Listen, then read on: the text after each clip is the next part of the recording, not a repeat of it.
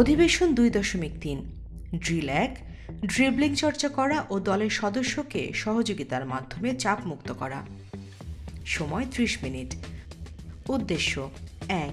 চাপের মধ্যে হাতে হাতে বল গড়িয়ে নেওয়া এবং পাসিং দক্ষতার উন্নয়ন করা। 2. সচেতনতা এবং আগ্রহ সৃষ্টিতে সহযোগিতা করা। 3. চাপের মুখে নিজেকে ও দলকে রক্ষা করার উপায় চিহ্নিত করা। লক্ষ্য বল দখলে নিয়ে একজন অংশগ্রহণকারীর অন্যের কাছে বল পাস করে মানসিক চাপমুক্ত হওয়া। উপকরণ হ্যান্ডবল, জার্সি, সাদা সীমানা চিহ্নিতকারী মার্কার বা চক পাউডার। নির্দেশনা অনুশীলনটি করার জন্য মাঠের অর্ধেক জায়গা চিহ্নিত করতে হবে। ভালো ড্রিবলিং কৌশলের জন্য প্রথমত হাতের তালু খোলা থাকবে এবং আঙ্গুলগুলিও সামান্য প্রসারিত অবস্থায় খোলা থাকবে।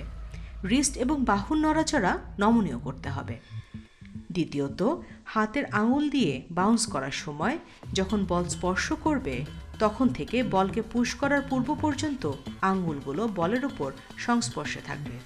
তৃতীয়ত বাউন্স করার সময় হাত এবং রিস্ট নমনীয় করে বলকে কোমর উচ্চতা থেকে সামনে নিচের দিকে কোণাকুণিভাবে ঠেলে দিতে হবে। খেলোয়াড় স্বাভাবিক অবস্থায় দাঁড়িয়ে ড্রিবলিং করলে বল লম্বভাবে রাখবে, কিন্তু যখন দৌড়ের মধ্যে ড্রিবলিং করবে তখন তার ইচ্ছা অনুযায়ী ড্রিবলিং করবে। ড্রিবলিংয়ের কোণ নির্ভর করবে দৌড়ের গতির ওপর।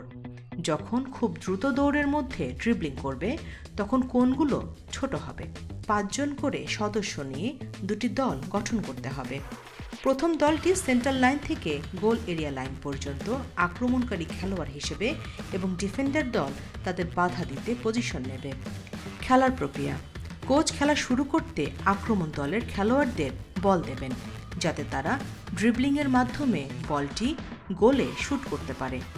আক্রমণকারী খেলোয়াড় বলকে নিজের দখলে নিয়ে প্রথমে বাউন্স করবে। দলের অন্যদের ও নিজের নিয়ন্ত্রণে নেওয়ার জন্য বলকে আয়ত্তে রেখে সামনের দিকে এগিয়ে গিয়ে ড্রিবলিং করবে। একই পজিশনে কয়েকবার বল পাস করতে হবে।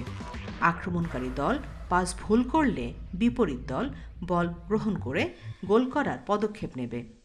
শেষে খেলোয়াড় এক হাতে বা 2 হাতে বল স্থির করবে। খেলোয়াড়ের দক্ষতার ওপর ভিত্তি করে কোচ স্কোরিং পদ্ধতির পরিবর্তন করবেন। এই কৌশলের সবচেয়ে বড় সুবিধা হলো খেলোয়াড় বল সহ বিভিন্ন দিকে দৌড়াতে পারবে এবং আক্রমণে নিজের দক্ষতা উন্নয়ন করতে পারবে। কোচ বাঁশি বাজিয়ে অনুশীলনটি শেষ করবেন। প্রতিফলন কোচ গাইডলাইনে দেয়া প্রথম প্রতিফলন অনুসরণ করে আলোচনা করবেন। দ্বিতীয় ধাপে খেলার প্রক্রিয়া প্রতিফলন এবং ফিডব্যাকের পরে খেলোয়াড়রা অনুশীলনটি পুনরায় শুরু করবে। কোচ খেয়াল করবেন খেলোয়াড়রা কিভাবে সাড়া দিচ্ছে। প্রতিফলনে কোচ গাইডলাইনে দেয়া দ্বিতীয় প্রতিফলন অনুসরণ করে আলোচনা শেষ করবেন।